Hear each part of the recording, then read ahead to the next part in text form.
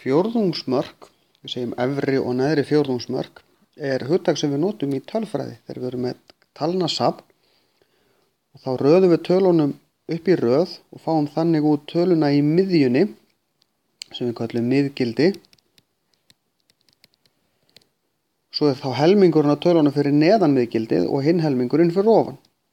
Svo ef við tökum tölurnar sem eru fyrir neðan og skiptum þeim í tvennt, þá er helmingurinn eða fjórðungur af tölunum hér og fjórðungur hér og sama hér, 25% hér og 25% hér.